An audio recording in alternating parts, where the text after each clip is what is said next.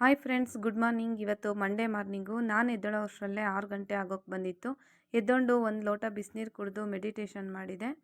ಆಮೇಲೆ ರಾತ್ರಿ ನೆನೆಸಿಟ್ಟಿರೋ ಡ್ರೈ ಫ್ರೂಟ್ಸ್ನ ತಿಂದು ಇವತ್ತಿನ ಡೇನ ಸ್ಟಾರ್ಟ್ ಮಾಡೋಣ ಅಂತ ಬೇಗ ಬೇಗ ಕಸ ಹೊಡೆದು ಬಾಗಿಲಿಗೆ ನೀರು ಹಾಕಿದೆ. ಹಾಗೆ ಒಂದು ಚಿಕ್ಕದಾಗಿರೋ ರಂಗೋಲಿ ಬಿಟ್ಟು ಇವತ್ತಿನ ಡೇನ ಸ್ಟಾರ್ಟ್ ಮಾಡಿದೆ.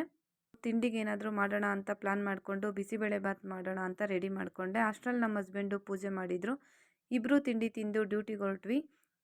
ಅವ್ರಿಗೂ ಬಾಕ್ಸಿಗೆ ಹಾಕ್ಬಿಟ್ಟು ನಾನು ಡ್ಯೂಟಿಗೆ ಹೊರಡೋಣ ಅಂತ ಹೋದೆ. ಅಷ್ಟರಲ್ಲಿ ನಮ್ಮ ಹಸ್ಬೆಂಡು ನಾನೇ ಫ್ರೀ ಇದ್ದೀನಿ, ಬಾ ಬಿಡ್ತೀನಿ ಅಂತ ಕರ್ಕೊಂಡೋದ್ರು.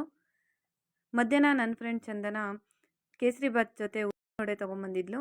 ಅದನ್ನು ತಿಂತ ಹಾಗೇ ಕೆಲಸ ಮುಗಿಸ್ಕೊಂಡು ಸಂಜೆ ಮನೆಗೆ ಬಂದು ಚರ್ಮುರಿ ಮಾಡಿ ಟೀ ಜೊತೆ ಅದನ್ನು ತಿಂತ ಟಿ ವಿ ನೋಡಿಕೊಂಡು ಟೈಮ್ ಪಾಸ್ ಮಾಡ್ಕೊಂಡು ಕೂತಿದ್ವಿ.